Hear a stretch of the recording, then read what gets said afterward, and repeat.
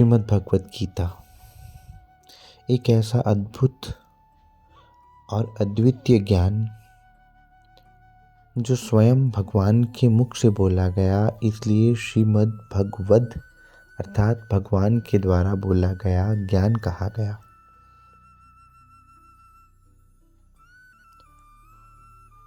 श्री आदि शंकराचार्य इस ज्ञान को, श्रीमद् भगवत गीता को, हमारे पवित्र वेदों का सार कहते हैं, क्योंकि इसमें वही सत्य प्रतिपादित किया गया है जो पवित्र वेदों और उपनिषदों में बताया गया था। और सबसे बड़ी बात, श्रीमद् भगवत गीता का प्राकट्य, क्योंकि आज हम श्रीमद् भगवत गीता जयंती मना रहे हैं, तो ऐसे अद्भुत ज्ञान के प्राकट्य के विषय में हमें ये बात अवश्य ज्ञात होनी चाहिए कि ये ज्ञान उतरा कहाँ और किन परिस्थितियों में। ज्ञान तो मंदिर, आश्रम और गुरु और शिष्य के बीच का संवाद कहा जाता है, और हम ये सोच लेते हैं कि ज्ञान है ऊपर से आध्यात्मिक और धर्म के विषय का ज्ञान है तो अवश्य ही किसी आश्रम में उतरा होगा। लेकिन श्रीमद् भगवत गीता के प्राकट्य में ही इसकी महिमा छुपी हुई है और इसके पीछे की क्रांति छुपी हुई है कि ये ज्ञान प्रकट कहाँ हुआ, किन परिस्थितियों में हुआ। ये ज्ञान कहीं एक बंद कमरे में प्रकट नहीं हुआ है, ये ज्ञान कहीं किसी मंदिर आश्रम में प्रकट नहीं हुआ है, ये उन परिस्थितियों में प्रकट हुआ है जहाँ कोई साधारण मनुष्य सोच भी नहीं सकता कि ऐसा ज्ञान वहाँ प्रकट हो सकता है। कहाँ? युद्ध के मैदान में।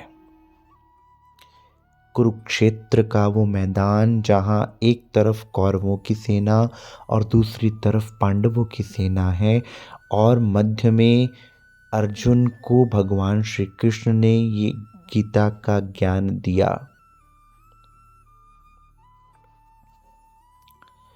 ऐसी परिस्थिति जहां कोई सोच भी नहीं सकता कि वहां ज्ञान की बात हो सकती है।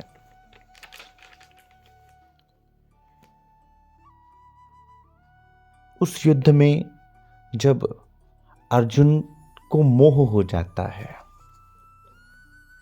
और वो मोह भी हुआ कि अपनों को ही मारना है मुझे, और अगर अपनों को मारने के उपरांत मुझे राज्य भी मिल जाता है तो मेरे किस काम का।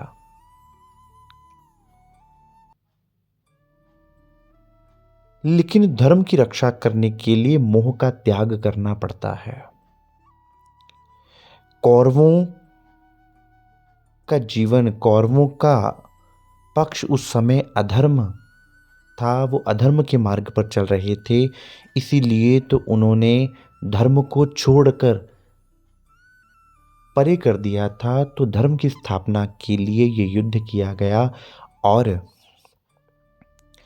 अर्जुन उस युद्ध में विचलित हो जाते हैं कि अगर मुझे अपने ही भाइयों को मारकर राज्य मिल भी जाता है तो भी इस राज्य का क्या औचित्य, इससे अच्छा तो मैं सब कुछ त्याग कर जंगल में चला जाऊं, मैं युद्ध नहीं करूंगा। अब यहां भगवान गुरु रूप में अर्जुन का मार्गदर्शन करते हैं कि हे अर्जुन, तुम एक क्षत्रिय हो और तुम्हें तुम्हारे धर्म की रक्षा के लिए इस युद्ध को करना चाहिए, क्योंकि इस समय तुम धर्म के पक्ष में हो और कौरव अधर्म के पक्ष में।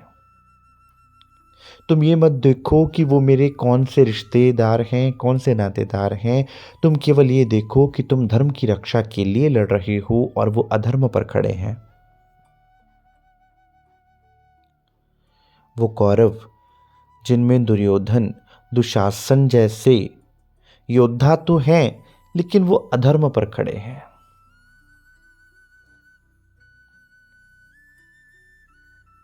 और इधर 5 पांडव जो कि धर्म की रक्षा के लिए, धर्म की स्थापना के लिए युद्ध में उतारू हुए हैं।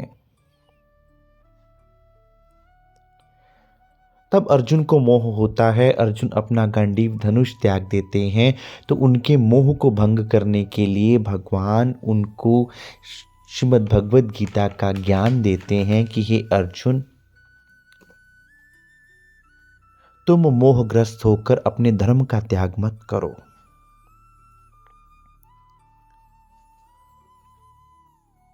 और यही बात हमारे जीवन में भी घटित होती है। बहुत बार ऐसा होता है कि हम अपने जीवन में कई बार ऐसी परिस्थितियों में फंस जाते हैं जहां हमारे सामने वाला व्यक्ति या हमारे सामने वाली परिस्थितियां हमें मोहग्रस्त कर देती हैं और हम उस समय विचलित हो जाते हैं कि हमें किस तरफ जाना है।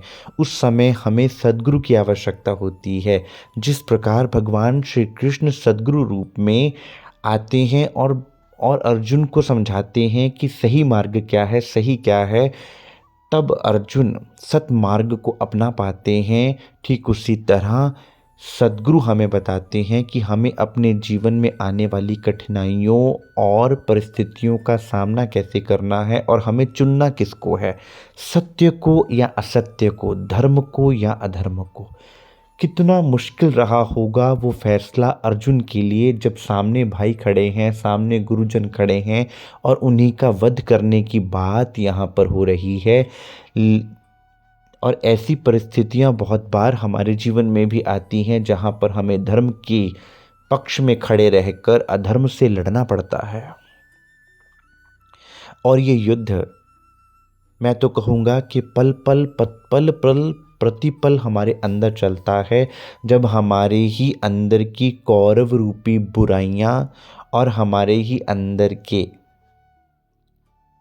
पांच पांडव रूपी 5 इंद्रियों पर विजय प्राप्त करने के लिए, उनको हराने के लिए तत्पर हो जाती हैं।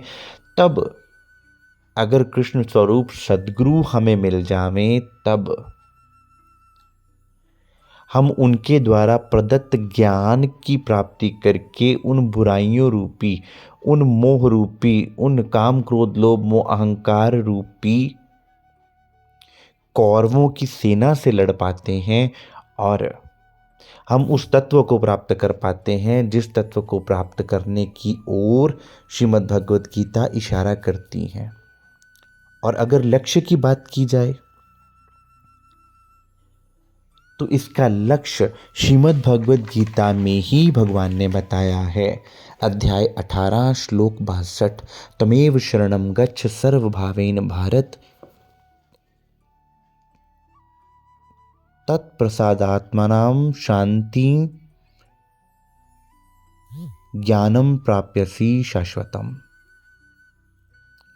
हे भारत, तू सब प्रकार से उस एक परमेश्वर की ही शरण में जा। उस परमात्मा की कृपा से तू परम शांति और सनातन परम धाम को प्राप्त होगा। अर्थात श्रीमद् भगवद गीता का मूल लक्ष्य क्या है? मोक्ष, मुक्ति, जिससे यहाँ के दुख और सुख की परिस्थितियों से बचकर हम उस एक में विलीन हो जाएं जहां ऐसी परिस्थितियां आए ही ना हो।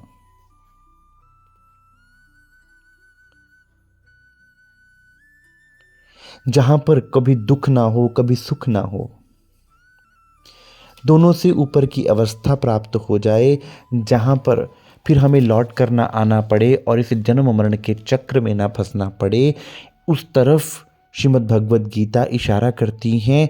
और ये ज्ञान 18 अध्यायों में भगवान ने अर्जुन को दिया और ऐसा अद्वितीय ज्ञान हमें प्राप्त हुआ है। और हमें इससे क्या ग्रहण करना है, इसके अंदर छुपे गूढ़ रहस्य को जानकर हमें उसको अपने जीवन में उतारना है।